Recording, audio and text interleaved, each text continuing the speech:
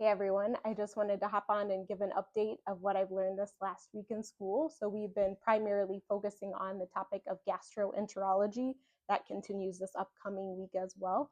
But topics such as irritable bowel disease, irritable bowel syndrome, celiac disease, Crohn's, ulcerative colitis, GERD. The long term for that is gastroesophageal reflux disease, simply known as acid reflux, as well as chronic liver disease.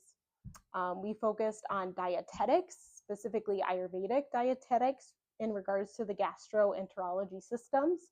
Um, so, focusing on foods and spices to help balance the dosha that is unbalanced, causing the disease to present itself. So, very much trying to address the root cause, which is an imbalance of the doshas, and how to support that through adequate nutrition and spices.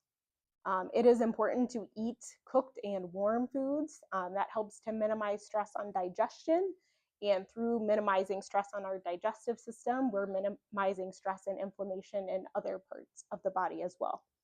Um, One thing with like cooked foods, as far as from an Ayurvedic standpoint, fruits are considered to be cooked already by the sun. So, not necessarily as important to heat up fruits when we eat them, but vegetables, they believe it's beneficial to eat them in a cooked and warm state to alleviate stress on digestion. Two simple things, if I were to pick two things for you to do, that hopefully would be, it might be a big shift, but two simple things to improve your digestion. One would be eating the biggest meal of the day midday, so between 10 a.m. and 2 p.m. That's when digestive fire is the strongest. And that meal that you eat midday, trying to focus on warmer cooked foods at that time.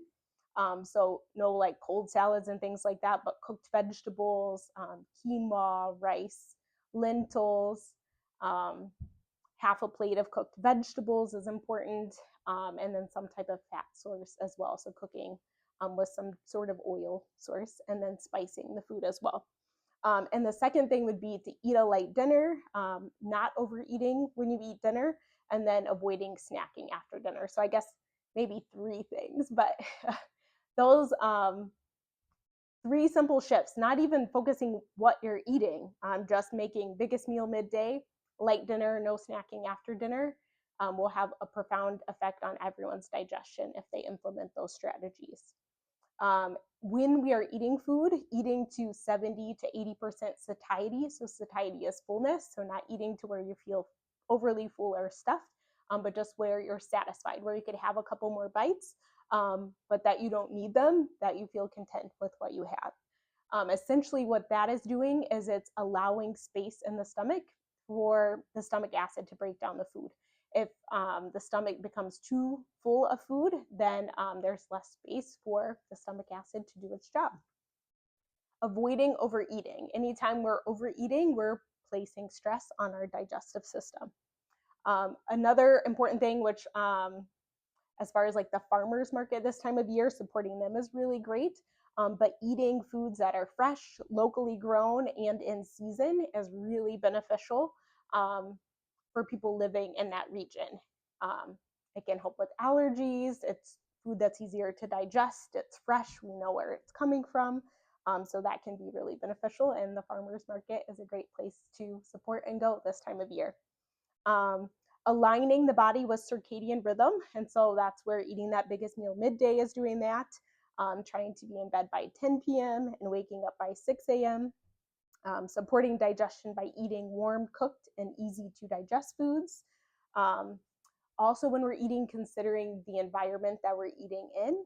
So, a calm environment where we're not distracted, where we have time to eat slowly. So, 20 to 30 minutes time to commit to meals will help us to alleviate stress on digestion. It will help improve the process of digestion because the body's able to focus on that one task.